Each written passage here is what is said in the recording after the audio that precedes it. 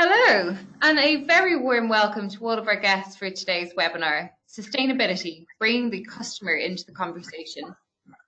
Sustainability is a complex topic. My name is Stephanie Lawless, and I'm with the marketing group here at dunnhumby. I'll be moderating today. Before we start, I want to give you the outline for today's session, and also just to go over a few housekeeping items. The presentation will run for approximately 1 hour, including 10 to 15 minutes, which we've allocated for a Q&A. All attendees are automatically muted. You can hear us, but we can't hear you.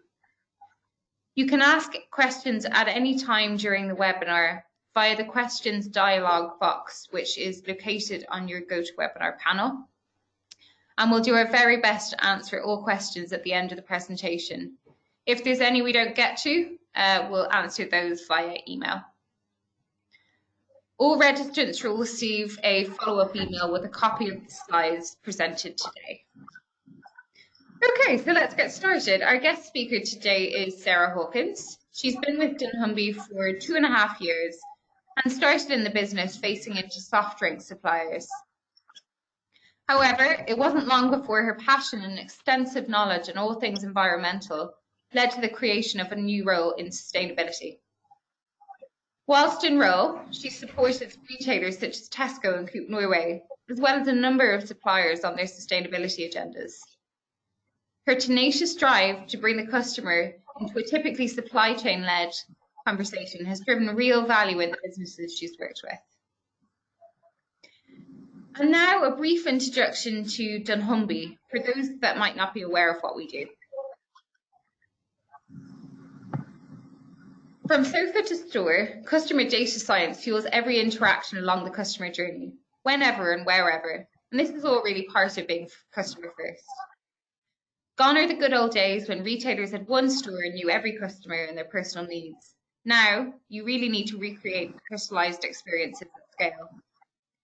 We can help you do this and drive growth across your business. dunnhumby is the global leader in customer data science, empowering businesses everywhere to compete and thrive in the modern data-driven economy. We always put the customer first. Our mission is to enable businesses to grow and reimagine themselves by becoming advocates and champions for their customers. With deep heritage and expertise in retail, one of the world's most competitive markets, and a wealth of multi-dimensional data, dunnhumby today enables businesses all over the world, across industries, to be customer first. The dunnhumby Customer Data Science Platform is our unique mix of technology, software and consulting, and enables businesses to increase revenue and profits by delivering exceptional experiences for their customers, in-store, offline and online.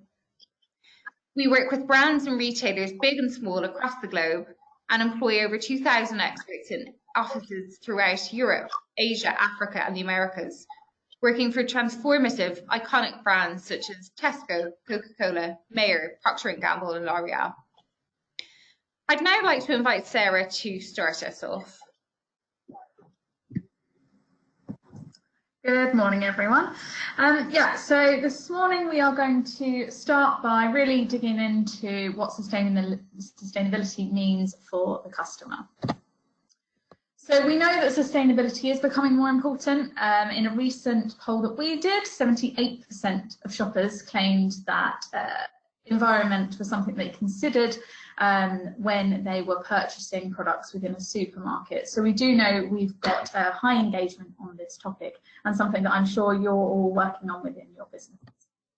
So the first question really is, what is sustainability? It is a huge word, and I think when we talk to customers and the understanding of what sustainability encapsulates is actually very different. So for some customers it really is just about packaging. Other customers it goes a bit deeper than that, so we might be looking at sourcing. It could be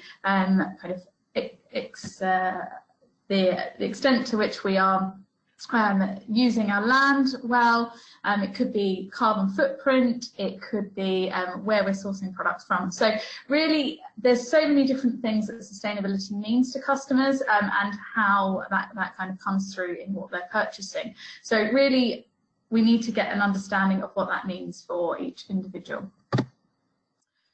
So a quick question then on what issues matter most. If there are so many variables that could be considered into this, everywhere from something that's so obvious to packaging, all the way through to potentially ethics and even health, I've heard included in sustainability, which issues matter most? I thought this piece from the IGD was actually really great because they tested over the course of 3 years now. And we can see that actually when we look individually at different aspects of sustainability, some are more important than others. So in this study, the welfare of animals was considered the most important factor for customers. However, we can see that the amount of packaging and impact on environment were growing factors of importance, which is not surprising considering the media and kind of hype around packaging, especially at the moment. But I think what's important really to remember is that what is important does vary by category. If we are comparing, for example, health and beauty to even food, we will get a number of different factors come out as the most important for customers. Sometimes it's even around the same factors. So a clear example for me is always talking about juice versus fresh produce. Within fresh produce, people tend to talk about seasonality and locality as something that's really important to them. However, transform that fruit and veg into a juice, and suddenly that's really not top of mind anymore. So we really do need to understand within each category what factors are important. Is it organic within your category? Is it having a certain certification? Is it animal welfare? Is it packaging? And then even within that, for example, on packaging, is it that if your packaging is recyclable? Is it that it's not made out of plastic? What exactly does that mean? So we know that customers claim that sustainability is really important in their decision making. Again, we've got all those different factors of sustainability, but what does it really mean for customer behaviour? Well, before we can say that actually this is completely transformed into the behaviour that we're seeing in store, customers have to go through a process of behavioural change. So firstly, they need to be aware of the issues. So again, awareness across different issues might vary. They need to know how to change their behaviour.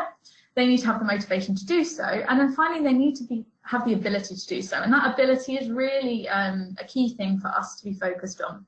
So are we enabling customers to be able to make these sustainable choices when they need to?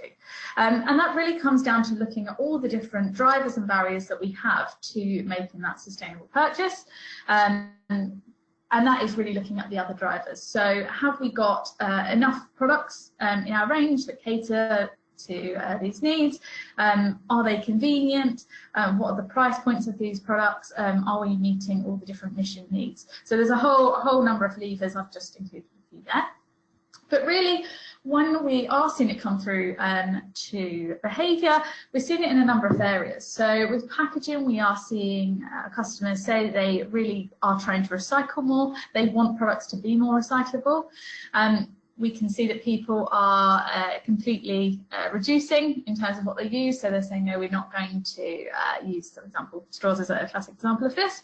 Reuse is obviously big news and is something that I think more and more retailers are focusing on at the moment, so something to consider. And then removal. So what can we do? Where do we have the opportunity to remove packaging altogether? In terms of diets, again, this comes through in a number of ways and depending on the category, but some of the big things that we can see are people moving slightly more towards organic. Fair trade and other certifications are really important for kind of building that customer trust. We're seeing more customers move towards a plant-based diet, and that might be vegan. And I know vegan's kind of the word around at the moment, but actually we're seeing a lot of people kind of take on that flexitarian diet. And again, like I say, about locality and seasonality is also coming through. In terms of lifestyles though, people don't just apply this to one area of their life. And we typically see that when people start to think about sustainability in one area, so for example packaging, it will tend to spread them through other areas, so through their diet and also through their wider lifestyle. We can see eco-clean has become a really popular category and really in great growth. Awareness around animal welfare and animal testing is extremely big as well. And then we also see the awareness of single-use products and how we can be more sustainable there, as well as that connection to health and beauty. And like I say, this is a kind of a wider lifestyle trend. So we are also kind of seeing things like people moving towards more sustainable energy sources, potentially flying less, purchasing less in general, and also focusing again on kind of mending and reusing products they may not have used in the past. So customers are saying that they are making these changes to their behaviour, and customers, actually a lot of customers are claiming that they have made a lot of changes even within the last year. So we did a piece of research through our Beyond capability, which is a combination of research and actual purchase data that we get from people's baskets, and we can see that people in the survey said that they absolutely are doing things to change their behaviour. So in terms of what came out top, people did say they are recycling more, and again I think that around packaging is definitely driven by the media in this area. But also we can see it coming through in other areas. So we can see that food waste was a huge priority for people within the homes, and also again reselling those products as well as everything else. But we can see, if you look at the turquoise and the dark blue, actually even all the way down to the bottom, we have quite a strong amount of people saying they are changing their behaviour to be more sustainable. However, we have to recognise that with all surveys, actually, it is just based on claimed behaviour. And what we've done with our Beyond data is connect up that claimed behaviour to actual purchasing behaviour. So, and it's really interesting to see that difference in terms of where we're getting that attitude and behaviour gap. For example, we see 60% of millennials claiming that they are purchasing and using less plastic than a year ago. But when we look at their purchase behaviour, we can see that 80% are still buying products such as plastic bags and bottled water. So there really does feel like there's that gap, and we need to kind of understand that a bit more. So what have we as dunnhumby learnt so far about this attitude and behavioural gap? So the first thing is that those claiming to be more interested in sustainability are actually more likely to buy sustainable products. So this data on the left is actually real data from a category where we asked interest in sustainability, categorised people based on whether they were highly interested, sort of interested, or had low interest. And we can see that within this category when we pulled out some eco products, penetration was much higher for the highly engaged shoppers. However, we can see that there is still that gap. So not all of those highly engaged shoppers are purchasing. And I think that's really key. What we need to recognise, I guess, is that the claimed attitudes are important, because they indicate intention. So in terms of our behavioural change, we know that they have the awareness, we know that they potentially might have the knowledge and potentially might have the motivation. So it's kind of our job then to look at what are the barriers in terms of that ability area, and how can we address those so that we can convert intention into behaviour and really win with the customer, both on perception and their behaviour. And finally, we need to really understand that barriers are going to be different by customer and by category. So in order to create a really great action plan, we do need to be a bit more specific when we're looking at what those barriers and drivers are. And this, hopefully, once we've understood within our particular category or for our particular customer base, what their attitudes are and what their biggest barriers and drivers are, we should be able to create a really actionable plan. So people always kind of say to me, well, is there a commercial benefit to this? Why should we spend a lot of time on it? And actually there is huge benefits to focusing on sustainability. So both from a really super positive point of view, so people saying that they really will be more loyal to your brand or your company when they can see that as a brand or company that you are supporting the issues that they care about. 50% of people, actually more than 50% of people, have claimed that they have bought a brand or stopped using a brand because of the brand's behaviour or values. But it's also not just about that particular purchasing themselves. This also translates into recommendations. So 61% of people are saying they won't recommend a brand if they're unhappy with their ethical practices. So when we're looking at this as a whole picture, it really is important to make sure that we're focused on this, so that we engage customers, ensure their loyalty, and really ensure that they are advocates for the brand. I think for me, a brilliant case study of how commercially beneficial focus on sustainability can be would be looking at the People Against Dirty brand, so Method and E-Cover. I mean, I think they've done a brilliant job of adding value through kind of that differentiated proposition. They've capitalised on that gap in the market, and there's no reason why that can't be true in other categories as well. I think with Method E-Cover, they've also done that brilliant job of trading up shoppers and attracting new shoppers to the category, and have been in absolutely brilliant growth for that category over the last couple of years. So again, we can see that they are, I guess, pioneering in terms of what they are doing within one particular category, but there's absolutely lots of room for an opportunity for this to happen in other categories as well.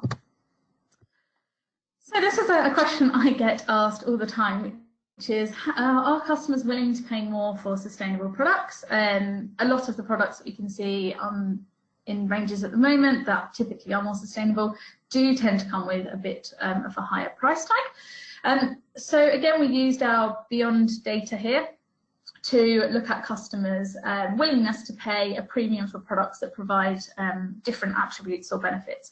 So again, when we ask in general, how would you be willing to pay more for products environmentally friendly? 12% of people strongly agree with that, and an extra 32% slightly agree as well. So there's still a really good base of people saying, yes, I would be willing to pay a bit more for these products. But when we look specifically at what we're asking people to pay for, we can really see the variation. So reduced carbon footprint, people are saying at the moment, no, that's not something as much that I would be willing to pay more for. Whereas if we look at enhanced welfare meat or products developed with no animal testing, there is definitely more appetite there. What I will say again is that it might be to do, these differences might be to do with people's understanding. So if customers aren't really understanding what the carbon footprint or reduction really does, then that's something for us to focus on. If that's something we wanted to do, then communication is absolutely going to be key in terms of selling why that's important. But essentially, people are willing to pay more.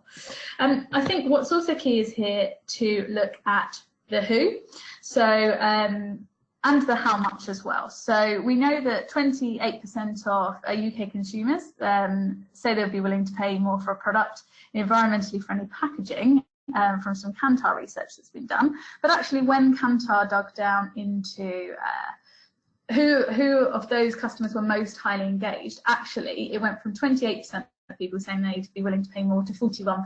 So again, looking at who we're targeting with these products is really key.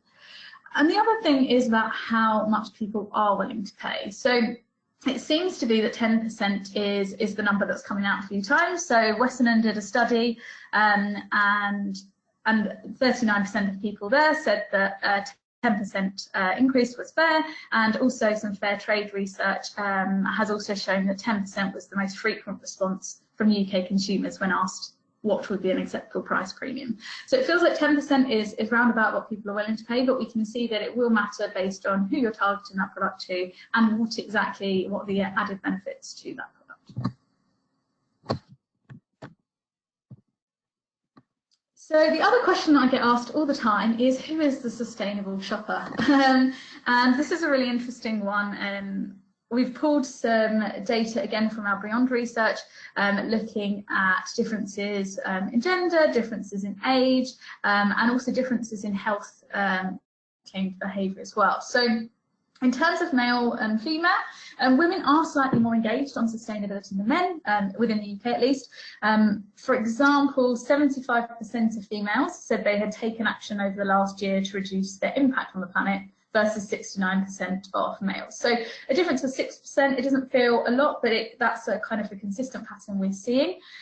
For example, as well, we saw 45% of females say they were willing to pay more versus 39% of males. So again, that's that who is willing to pay more.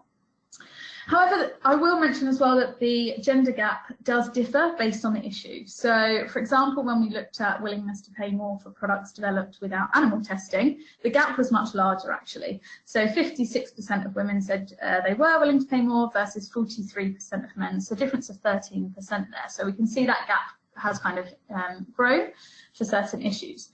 It does also decrease for other issues. So when we asked the same question regarding the lower carbon footprint, the difference was actually only 3%. So 39% of females versus 36% of males. So we can see that there's not huge differences. And actually, when we look at those differences, we can see that actually it's still large numbers of people saying that they're really engaged across both male and female. And I think males are starting to catch up in this as well. When we look at age, again, this is really interesting because typically older shoppers say that they are more environmentally engaged, and the pattern is really, really clear as well. So you kind of see people over the age of 55 saying they're kind of most engaged, all the way down to those that are the sort of 18 to 24. And that difference there between those kind of over 55s, 88% would claim that they have taken action over the last year to reduce their impact on the planet versus 62% of 18 to 24-year-olds. And that's super interesting because obviously we're seeing Extinction Rebellion, all these things with younger people saying that this is really important, but actually we've got older shoppers really claiming that they are making the most change. However, when we asked the different age groups about whether they'd be willing to pay more, actually it was the younger shoppers saying they'd be willing to pay more for environmentally friendly goods. So 47% of 18 to 24-year-olds said they would be willing to pay more versus 42% of 55 and over. So a difference of 5%. Again, not huge, but we can kind of see these differences coming out with different ages. Again, these conflicting views, so the fact that older shoppers say they're more engaged and younger shoppers say they're willing to pay more, suggests that there are different barriers for different shoppers. So cost doesn't seem to be as much of a barrier for a younger shopper, whereas maybe it is for an older shopper, but potentially there are other factors for younger shoppers that are coming into play, potentially convenience, and that is our hypothesis, and something we've actually seen through. So in terms of health then, and this is really interesting because I think we have typically thought about health and sustainability really separately. We address them kind of very separately. But when we look at those customers that say that health is an important part of their life and plays an important role, they also tend to be more engaged with sustainability.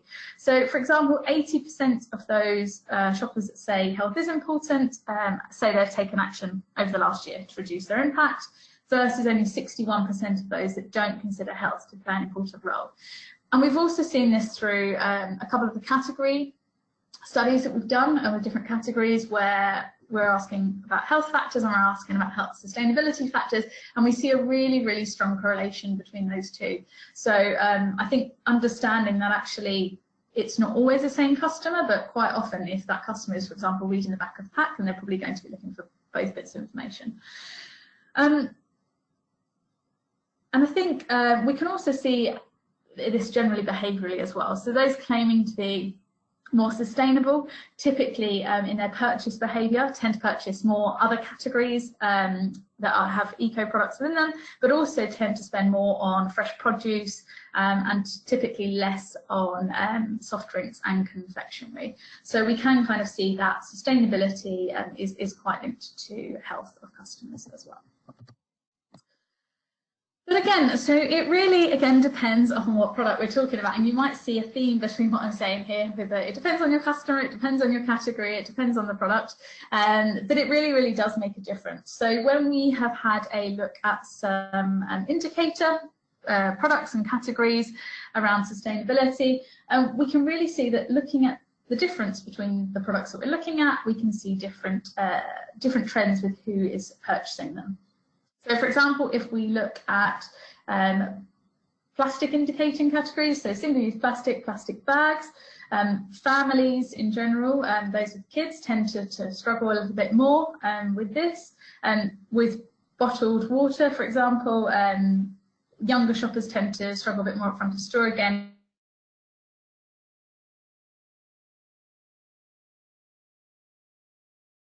pretty flat across different customers. But again, there is factors to do with where you can find different products. So again, if some customers are shopping more on Express and there's less of a range, there might not be those loose products, and we need to think about that as well. And then when we look at, for example, home products, so for example, the eco paper category, so tissues, toilet roll, that kind of thing, we actually see that it's lower affluence families not purchasing into these as much. And this is actually really interesting, and I think it's a key point to make, is that people always assume that price is the barrier for customers entering into eco products. We do know that typically eco-friendly products are more expensive, but I think actually the Tesco toilet roll is a perfect example of this. It's the exact same price as the normal Tesco branded toilet roll, and yet we still see it kind of over-index with affluent shoppers. So it's really interesting to then think about, okay, well, if price isn't the barrier, what is? And then we can also look at kind of new upcoming products. So the TOTM is a perfect example, at least in Tesco, but across the market we've got more organic natural products coming into healthcare and femcare especially. And again, we're seeing that it's different shoppers again. So here it's actually a much younger shopper that's engaging with these propositions. So really thinking about what is your proposition and who do you want to target it to, and that will give us kind of the plan to be able to address those customers in the right way. The same is actually true for diets as well. So when we look across diets, we see a range of different things. Typically, though, across diets, it is less affluent shoppers that are more challenged when it comes to the diet. So less affluent shoppers typically consume more meat as a proportion of their protein intake. They are less engaged with meat alternatives, also typically buying more caged eggs than free range. But then we also see factors of, for example, fair trade and other certifications, where actually younger shoppers aren't as engaged with some of these certifications as older shoppers. And again, there might be something around education there. Organic, again, very much follows the same kind of pattern as the rest of diets, where it really is more affluent shopper purchasing, and that is very clear because it's a little bit more expensive. So, but again, it has really good engagement rates across all shoppers. So what are the key takeouts then from this customer data and customer insight that we've gone through? The first one is that sustainability is growing in importance, but some customers see different aspects of sustainability as more important and more key than others. So it really does differ by customer and it does differ by category. So being really clear about what that means to your particular customers is going to be very important. Second is that claimed attitudes are generally indicative of behaviour, but there are still barriers that need to be addressed to overcome that intention behaviour gap. And again, that's really talking about the commercial here, because it's great if loads of shoppers say that they want to buy more sustainable products. Your brand might go out there and create a new product that's more sustainable, but actually we need to be getting customers into purchasing them as well. And finally, there are different drivers and barriers for different shoppers, so each needs to be understood to build a winning sustainability strategy. And I think that's really underpinned a lot of what we've talked about so far. So how are the brands addressing sustainability challenges? So I've bucketed these into the three categories that I've looked at, so sustainable diets, sustainable lifestyles, and packaging. And these are just going to be really some top line examples of really how brands are addressing these. So this is around the diets, and we can see that obviously plant-based is becoming much bigger. We're seeing it almost through every category innovation, but that really is both vegan and also people on the way to that vegan journey. So I think a lot of focus has been on vegan, but also what are the vegetarian options out there? What are those solutions that you could be looking at?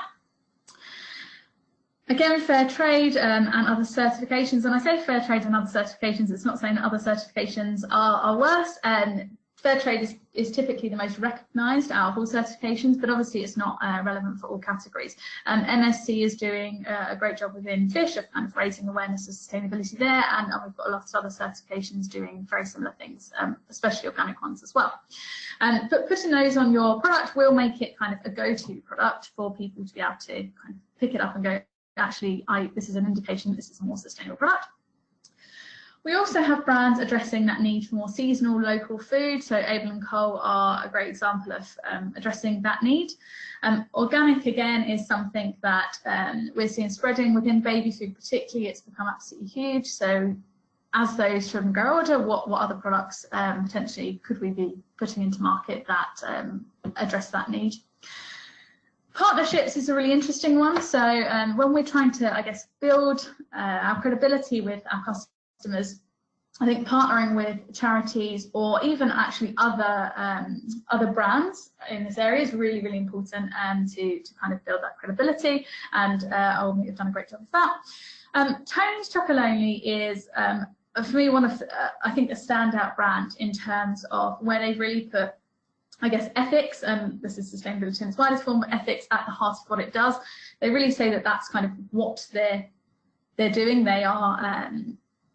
They're using chocolate to essentially fulfill the mission of their brand, and I think we're going to start seeing a lot more of these brands that are really purpose-led and not kind of have a purpose just overlaid to them, but really be truly purpose-led coming through to the market. And we're starting to see brands have conversations as well with their customers on pack about things that are a bit more difficult to talk about. So, for example, carbon footprint, that I think went through a bit of a trend, potentially about 8 years ago, and it's starting to really come back as people are starting to pay a bit more attention to this again. So we've seen Oatly do that really well, and we've also seen Quorn make some commitments to that as well, which is really exciting.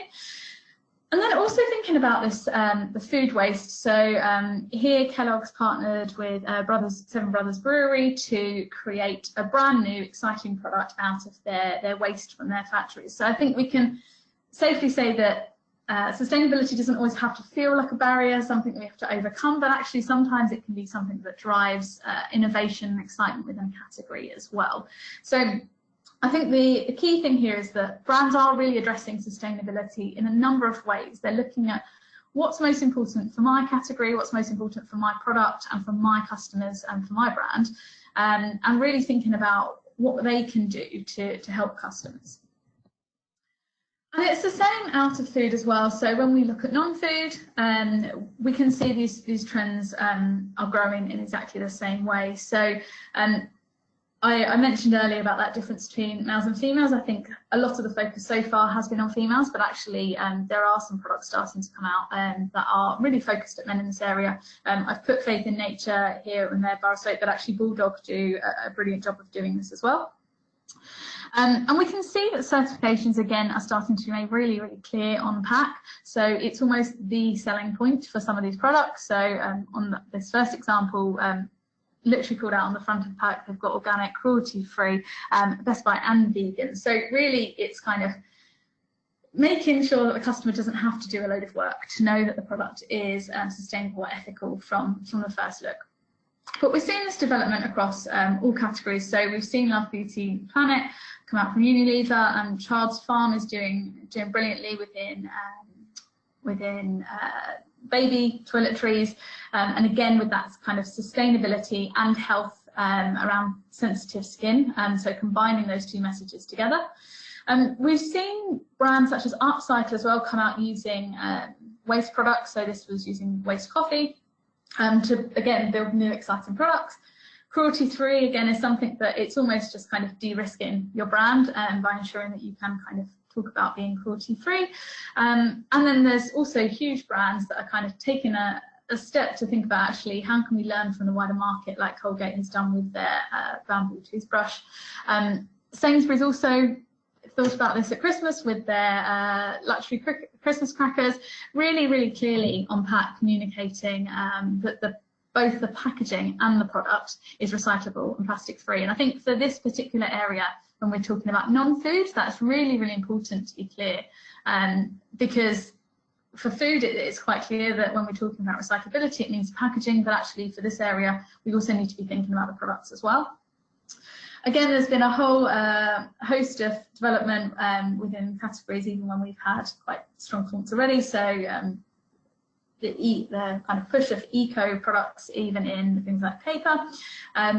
Obviously, Method eCover have done a brilliant job within home, but again, I think there are more brands coming into that sphere now. So we've seen Botanicals from Reckitt Benckiser again. So really focusing on how can we kind of be meeting all the needs of customers within these categories. I think there's also been this focus on biodegradable, and within actually each of these things that are being addressed, I think we can kind of see kind of steps forward being taken. I think biodegradable wipes for me is a clear example of taking smaller steps. We know that biodegradable wipes still aren't absolutely perfect, but we also know that we need to meet those customer needs, and so biodegradable feels like a good step in the right direction. And again, within femcare, we are starting to see some innovation come through. So it really does feel like at the moment, a lot of these brands are typically a little bit more premium, but mainstream brands are starting to provide some sustainable options, and also own brands are starting to do this as well at that kind of lower price point, that lower entry price point to really engage with all customers. When we look at packaging then, and this really has been, I guess, the area with a huge amount of innovation over the last year, really trying to address a number of the problems for customers. So we've seen the removal of black plastic as something of a priority, which has been fantastic because customers really do see that as an absolute priority. Plastic is kind of the devil and black plastic is even worse. So that's really, I think, a great step in the right direction. We've seen the introduction of things like biodegradable packaging and removal of plastic altogether. And again, even if some of these things, so understand that, for example, the Solero product hasn't exactly worked perfectly as they would have liked, but what's great is the testing and innovation in this area, because it's really stepping forward our thinking and solution driven way of working. So we have seen a number of brands do it. We've also seen the removal. So again, I guess I can talk about these in terms of removing those that unnecessary packaging and plastic, ensuring that we reduce plastic where necessary. And then also really making it recyclable, I think is really key as well. So we've seen that with Yes bars coming out. We've seen Tesco and Heinz work together on removing the plastic wrap from tins. We've also seen, I guess, extra innovation in this area. I think Cif was a perfect example of where we've really looked at what customers care about in this area. So we know that actually Cif is a product that works really well, and we've taken a brand that typically wouldn't be seen as eco-cleaning, but thought about actually how can we again get customers that probably wouldn't necessarily buy eco-cleaning products, but step in the right direction towards being more sustainable. So that's really in terms of the reduction of both water, plastic, miles as well.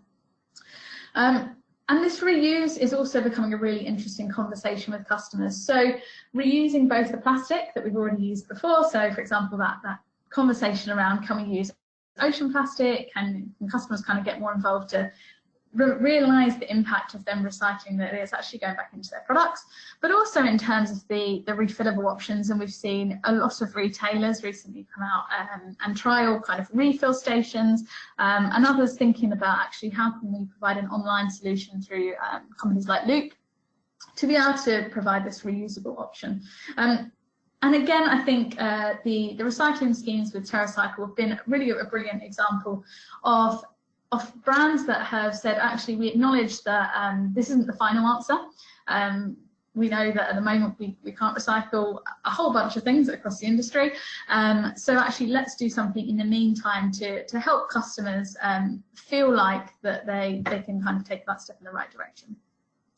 I put a little note around the compressed deodorants, because I think this is actually a brilliant innovation in exactly almost the same vein as Cif was. What I will say though is that something that it landed really well at first, customers kind of understood when it had all the marketing and media around it. Over time, we've seen that they haven't done as well as I guess we'd have liked. And I think for me, it really highlights something quite key. And that's that we as brands and retailers as an industry must really work together to solve some of these key challenges. So having a compressed deodorant on the shelf right next to a non-compressed deodorant that look the same price, different sizes, the instinct for customers automatically is going to be go for the bigger product. So we really do need to start thinking about these wider problems as an industry and say, actually, if we all move together, we can win here. We can win it because the product will be cheaper to produce, it will be cheaper to transport.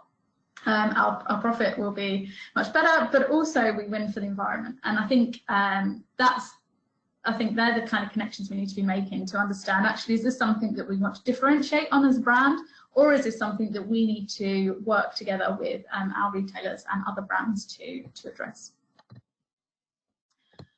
So in terms of communications then, I always think about this really interesting because sustainability typically is looked at within supply chain, and sometimes I meet brands or company retailers even that are doing absolutely amazing work behind the scenes, and yet when we get to customers have no idea about how sustainable a product is. So I've just pulled together a few examples of actually we can talk about sustainability within communications, and they can be just as fun, they can be just as funny, they can be just as engaging, and really quite impactful as well at times as any other media. So we really need to be thinking about how we're communicating all the initiatives that we are putting into place with customers to really win on perception. But I think over all of this, we do need to remember the customer is key. So really be testing these things with customers, ensuring that when we put something into market, it is going to win, it is going to resonate, and that you are moving the dial on perception or behaviour or both. So the key takeouts, I guess, from this is that there isn't one size fits all approach for how we innovate and how we talk to customers, and we do need to consider solutions across packaging, product and comms. So focusing on one of them might win, but actually how can we kind of bring all of those different aspects into consideration? And again, remembering customer is key. So using insight is essential to create that real impact and move the dial with customers. So finally, I want to talk about kind of building that plan then to meet those customer needs. And really, it is about bringing together all those things that we already know. So it's really interesting. A lot of people across time, we always talk about being customer first. And in this one instance, I always kind of stop them and say, actually, in this case, customers aren't always right. Customers don't always know exactly what the best thing for the environment is, and might be making sometimes the wrong decisions. So we really need to consider the environment as well as the customer, as well as commercial at the same time, which it sounds like there's a lot to consider, but we absolutely have to do all three to make sure that these changes have longevity. And in terms of customer, and then I've briefly mentioned, we really need to focus on both behaviour and perception. It's a really great way to break down and say, actually, what's the aim of what we're trying to do here? Because it's great to be changing one or the other, but really we need to be moving the dial on both those things. Perception more from a commercial point of view and behaviour more from an environmental point of view, but both really should be considered. So we really see that there are 4 phases to building an effective customer strategy around sustainability, and this can be applied for a total business. It can be applied at a brand level or a category level, but essentially, and for some of you this will be your bread and butter, but it's amazing how often I see people jump straight into execution rather than kind of going, I guess, through what would the process to ensure that they do kind of succeed with customers. So setting baseline targets and understanding where you're already at is really important. It's really key to kind of define that top line mission and then set goals in line with that. And then in terms of your strategy, so building that connected strategy for product, packaging and comms, making sure we're using targeted, directional and specific insight to ensure that the plan is actionable. And really this is addressing the what are we doing, when are we doing it, who are we focusing on, and where should we be doing this. And then we really need to look at execution as well, because this will help us define really how we do the strategy, essentially. How are we going to kind of execute these things? And this will mean that we can land these plans with the most impact. Tracking and measurement, I think, throughout this is going to be really important because it's such a fast changing trend. It's moving really, really quickly in terms of people's understanding. It only takes kind of one big media campaign to bring to light a whole other issue. We saw that, for example, with palm oil and Iceland. So again, really kind of tracking these trends over time is key. And customer insight is key to each stage of this as well. I mean, typically, I've done a lot of work, and actually the rest of them have done a lot of work around strategy, around execution, and the tracking and measurement. So really making sure you have the actionable prioritization plan within your strategy. So ensuring that it's telling us what do we need to target and who do we need to target within this. The execution in terms of understanding how and where these changes should be executed to win, and then finally that consistent way of measuring the impact of those changes as well. So I always say that we get a lot of insight around, and especially within this kind of area, we get these big numbers, and for example the number I presented right at the beginning, 78% of people claiming the environmental impact of products they purchase is important to them, and that is a great stat to kind of give us an idea, but really it doesn't help us tell us what we need to do. So in order for this insight to be actionable, we do need to make sure we are targeting the customers we want to talk to. We're really specific about what we're asking them and what we need from them.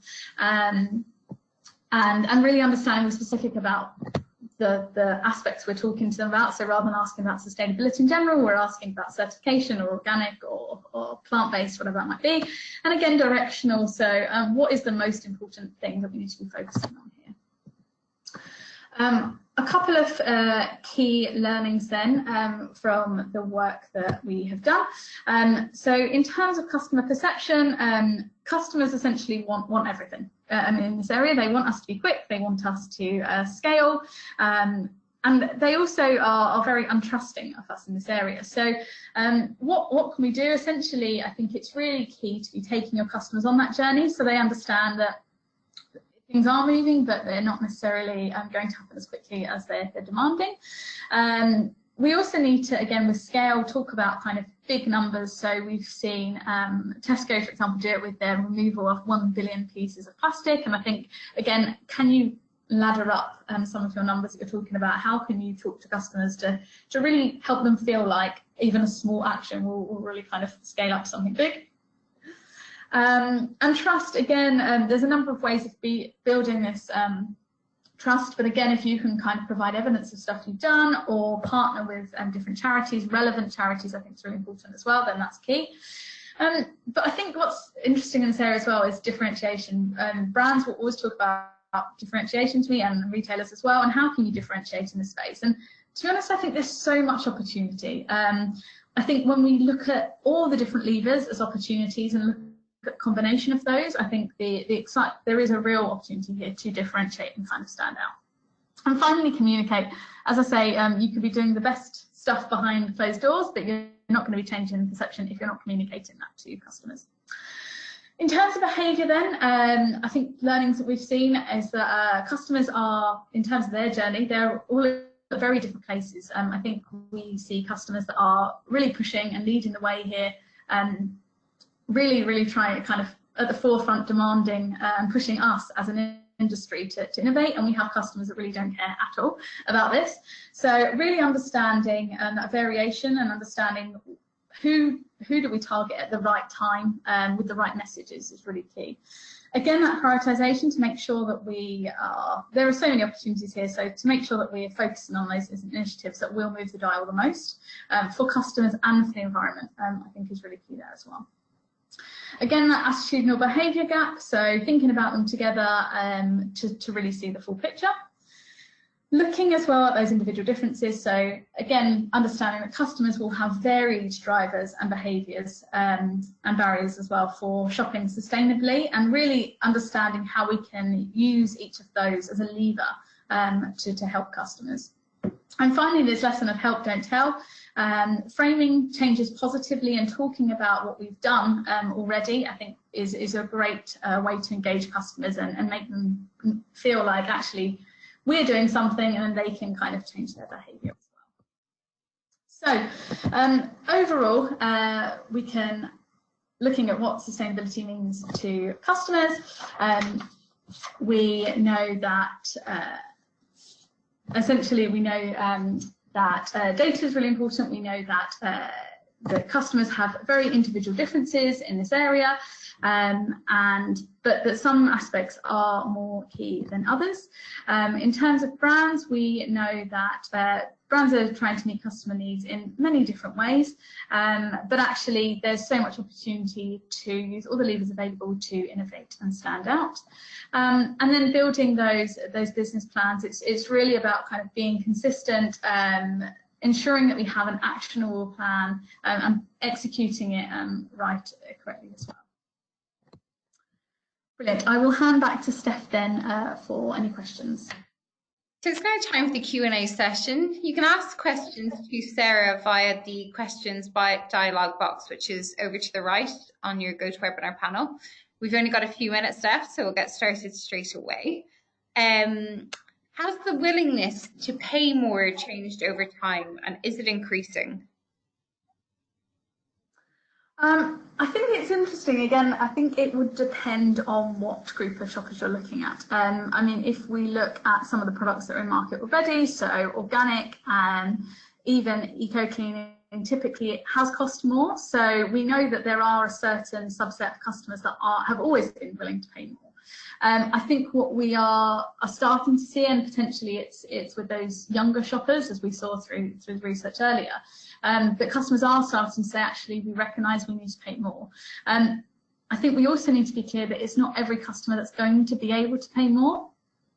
So there will be those customers out there that are really working to that very tight budget, so won't be able to pay anything extra. We haven't personally done anything tracking that over time. It will be interesting when we kind of refresh that research as well to see how that does change over time. I think it would be quite an interesting thing to have a look at. But again, if you really want that answered within your category, I would suggest actually asking that question within that category to understand how are people, what are people willing to pay more for, and how has that changed over time for your particular category or brand. And how important is the look of packaging in showing something is sustainable or eco-friendly? I think this is a really interesting point. I think when people shop, they will typically, quite often, they will look for the brands they know, but also if they are looking for something sustainable, I think that packaging is really important to be communicating. I think when you first start on that sustainability journey, and I'm speaking from personal experience, you can kind of walk into the store and think, oh my goodness, I don't know where to start. So if you are doing stuff around sustainability, really communicating that on pack is kind of a no-brainer for you to be able to attract those customers that are looking for it. And we've seen that actually even with customers that aren't specifically looking for those products, that we know that they will be more loyal, recommend your product more, and potentially buy your product more if you are communicating those things. And really on pack is the way to do it. We've seen it with recyclability information, we've seen it with a whole host of different sustainability factors. So on pack is your chance essentially to be able to communicate that to customers and really be able to attract them. So I'd say packaging is really important. Again, what you want to communicate on front of pack, on back of pack, where you want to kind of guide people to look for more information, will really depend on what you kind of your brand is standing for. And do you think there's categories that might need to see more immediate change? In terms of communication on pack, potentially. In terms of generally, actually, so we have done some work in terms of prioritising categories, understanding which categories are coming out as kind of most important overall for customers. And there are definitely categories that are top of mind that we have to win with straight away. So there are things like fresh produce that's got so much attention that we can't ignore them. I think what's really key though is that even if we look at categories that are kind of at the bottom of that prioritisation list, when we talk to customers, about the category and say, okay, actually, do you think about sustainability in this area? And the answer might be no. But when we say, actually, what would you think about a new brand that had kind of sustainability at its heart? And they're all really excited and really interested. So I think it goes from those categories such as produce and potentially convenience foods, which are kind of more top of mind, where it just has to be done, to those categories where we think, well, this isn't really top of mind at the moment, but actually it could be a really exciting proposition, and really we have the opportunity to differentiate. Is there any guide or kind of finger in the air time lag between claimed intention and actual behaviour? I don't know.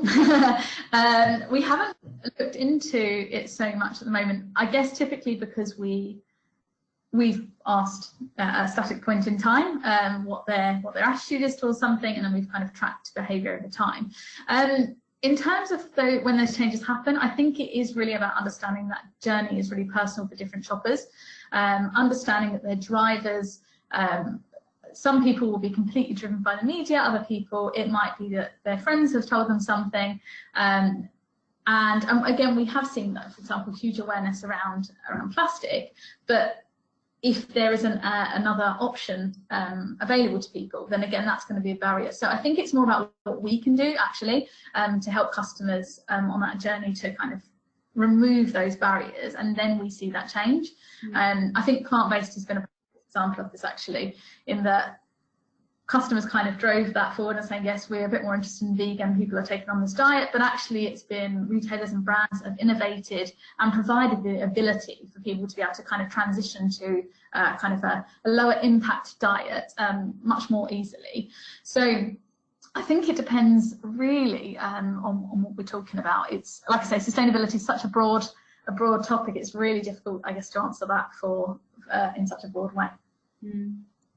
So the last one or two questions now.